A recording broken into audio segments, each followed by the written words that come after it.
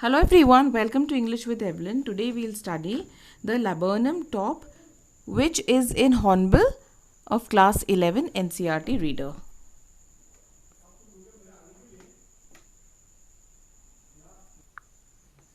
So we'll begin with the introduction of the poet. The poet of this beautiful poem is Ted Hughes. He is a British poet. He was born on the 17th of August 1930 and he passed away on the 28th of October in 1998. And he was educated at the Pembroke College and the University of Cambridge, and he was also the husband of Sylvia Plath, who was another noted poet. And if you search Sylvia Plath, you'll find some strikingly beautiful poetry written by Sylvia. And the awards that he won were the Costa Book of the Year, different fellowships in US and Canada, and also the important point is that he was the poet laureate of UK. Now this poem, The Laburnum Top, is a feast of imagery to your eyes and to your ears also, because there is a lot of imagery. There is visual imagery, there is kinetic imagery, मतलब movement है, colours हैं, बहुत सारा description है, और उसके साथ ही बहुत सारे साउंड वर्ड्स भी हैं, ऑडिटरी इमेजरी भी है. ठीक है. और यहाँ पे इन्होंने एक लैबर्नम ट्री और एक गोल्ड फिंच, दो नेचर की एलिमेंट्स को, चीज़ों को, कंपोनेंट्स को लिया है लाइफ की कॉम्प्लिकेशन को बताने के लिए कि लाइफ कैसी होती है, लाइफ में फ्लक्चुएशंस क्या आते हैं, लाइफ में क्या चेंजेस आते हैं, और वो चेंजेस आने के बाद में लाइफ कैसे, it does not remain the same, because everything that comes into our lives and that comes into existence, it makes a place for itself, and when it leaves, then there is an emptiness that prevails. But not everyone can notice that emptiness. Only the ones who have seen life before that thing, during that thing, and after that thing, then they can understand that emptiness better. ठीक है. तो इसमें बता रहे हैं कि poet बता रहे हैं कि कैसे एक लैबर्नम ट्री को विज़िट करती है एक गोल्डफिंच, और कैसे वो गोल्डफिंच की जो विज़िट है वो लैबर्नम ट्री को चेंज करती है. और इस ब्यूटीफुल सी लेकिन सिंपल सी जो इवेंट है, ये कॉमन प्लेस इवेंट है, इसके थ्रू ये बहुत ही ब्यूटीफुल मैसेज हमको देंगे. ठीक है. ये वही है जो मैं आपको एक्सप्लेन कर चुकी हूँ. ये ग्लॉसरी है, आप इसको व्यू कर सकते हैं पॉज करके. वैसे ये बुक में भी है.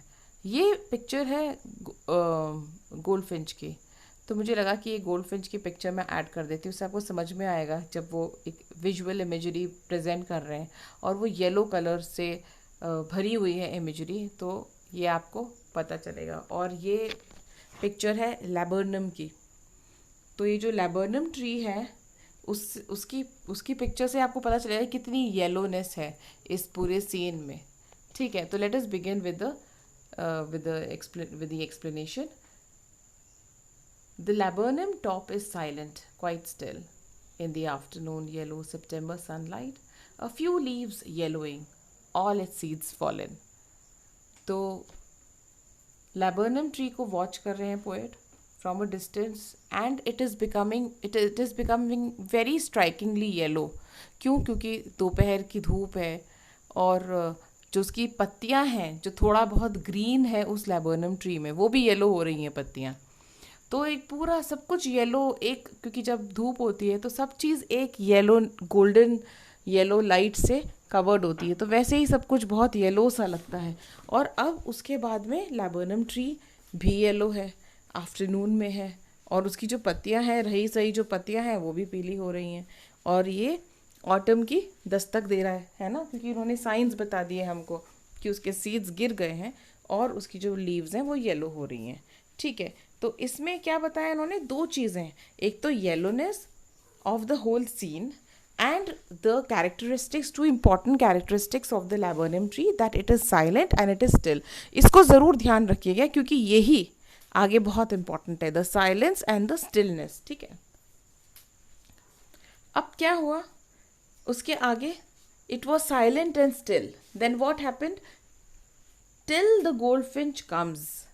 कब तक साइलेंट और स्टिल रह पाई वो ट्री, जब तक कि गोल्डफिंच ना आई। लेकिन गोल्डफिंच के आते ही क्या हुआ, the goldfinch comes with twitching chirp.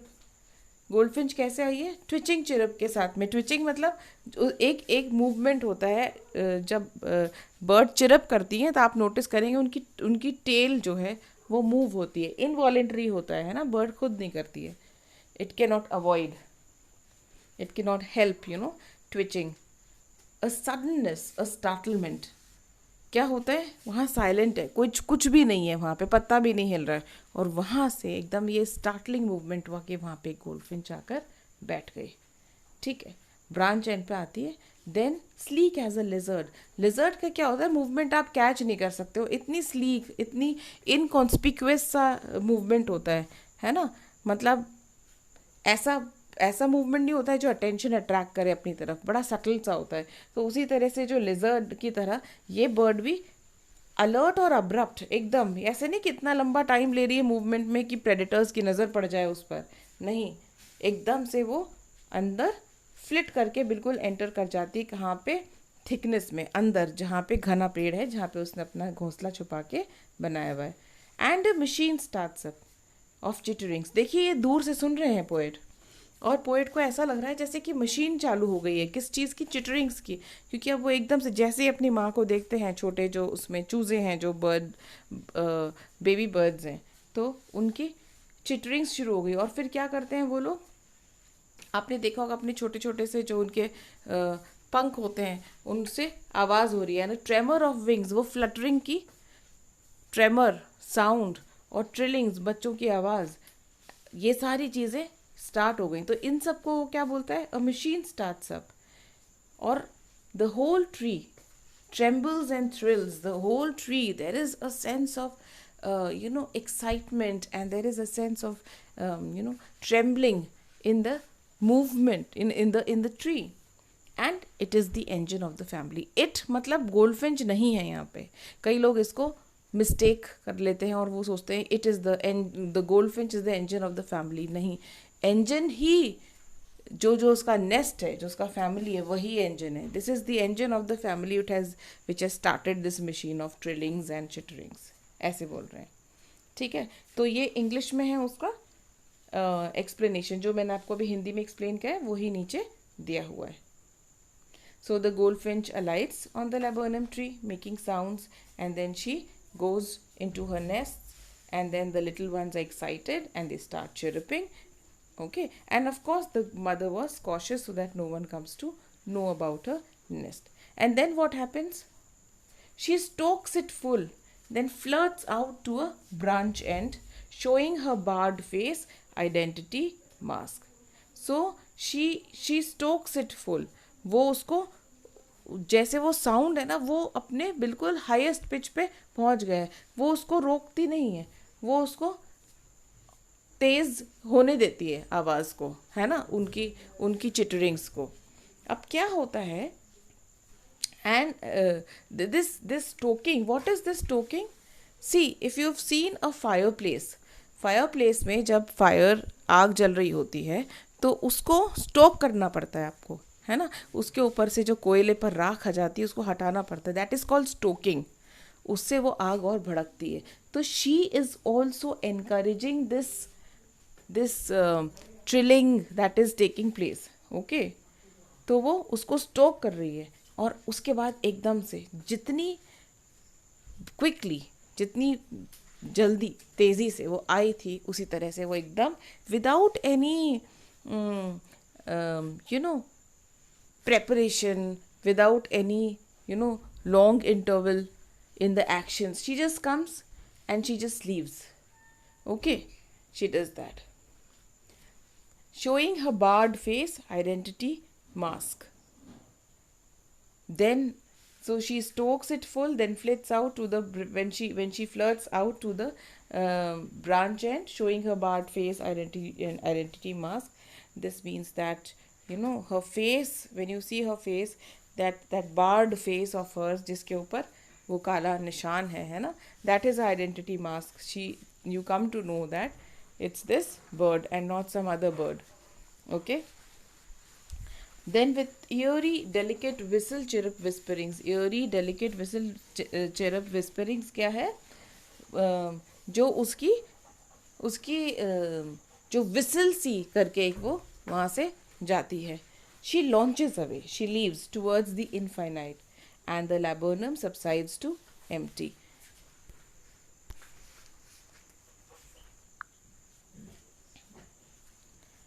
Now she is launching away. Launching away, see, launching is always going higher from where you are. That is launching. She launches away towards the infinite. Towards the infinite is towards the sky. Infinite is a word for the sky.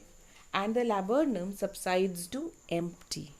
He does not say subsides means it is now come down. Now he doesn't say that the laburnum is silent, the laburnum is still. Nahi. Now the laburnum is empty. ये emptiness इनको तब नहीं feel हुई थी जब laburnum पर goldfinch नहीं आई थी. तब तो उनको साइलेंट और स्टिल लग रहा था लैबर्नम. लेकिन जब इन्होंने लैबर्नम को गोल्डफिंच के साथ देख लिया है तो अब लैबर्नम में एक अधूरापन नज़र आता है इनको. He feels it's empty. There is something missing. Earlier, there wasn't anything missing. It was silent. वो उनका कैरेक्टरिस्टिक लग रहा था इनको कि ये साइलेंट है, ये स्टिल है. लेकिन जब पता चला कि गोल्डफिंच के आने से क्या चेंज आ गया लैबर्नम ट्री में, तो गोल्डफिंच के जाने के बाद में अब वो लैबर्नम ट्री उनको एम्प्टी लग रहा है, खालीपन लग रहा है. ठीक है. After the departure of the goldfinch, everything seems to be the same, okay, as it was before. But it looks as if there is an emptiness now that surrounds the tree. ठीक है. This was the poem. Now we'll do the poetic devices. Poetic devices में simile है ना. मैं एक बार pome के lines के पास जाकर के आपको बताती हूँ. ठीक है. फर्स्ट स्टैंजा जो है इसमें सबसे पहले तो इसमें विजुअल इमेजरी है ना. It seems as if the poet has dipped his brush in yellow paint and he has painted this picture in words. ठीक है. In yellow colour. ठीक है. तो ये हुआ एक तो हो गया इमेजरी. फिर हुआ साइलेंट स्टिल, ये अलिटरेशन हुआ है ना. सेप्टेम्बर सनलाइट, ये भी अलिटरेशन हुआ. ठीक है. और फर्स्ट लाइन जो है इसकी, इसमें वो हुआ, वो है रन ऑन लाइंस. ठीक है. क्योंकि पंक्चुएशन नहीं है, कंटिन्यू हो रही है लाइन आगे, थॉट कंटिन्यू होता है. इस वाले स्टैंजा में भी बहुत सारे आपको रन ऑन लाइंस के एग्जाम्पल्स मिलेंगे. ठीक है. अच्छा, अब यहाँ पे मूवमेंट के लिए वर्ड्स हैं, जैसे ट्विचिंग है ना, ट्रेमर और ट्रेम्बल्स, थ्रिल्स, ये मूवमेंट है ना, काइनेटिक. फिर साउंड वर्ड्स हैं, ओनोमैटोपिया है, जैसे कि चिरप. फिर है चिटरिंग्स, ट्रिलिंग्स, ये साउंड वर्ड्स हैं. फिर है सडननेस, स्टार्टलमेंट, ये अलिटरेशन है. स्लीक एज अ लिजर्ड क्या है, सिमिली है. ठीक है. एंड अलर्ट एंड अब्रप्ट क्या है, and is repeated to emphasise. Okay. Then alert and abrupt, alert abrupt, तो ये जो अ साउंड है ना, सिमिलर साउंड्स, ये एसोनेंस है. ट्री ट्रेम्बल्स, यहाँ पर भी हमारा अलिटरेशन है, फिगर ऑफ स्पीच. और लास्ट लाइन में it is the engine of a family, यहाँ पे मेटाफोर है.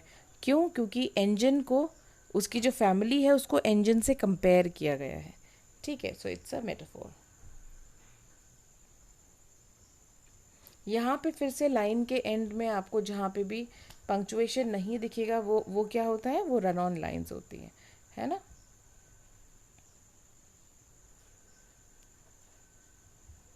विसल चिरप भी ओनोमैटोपिया है।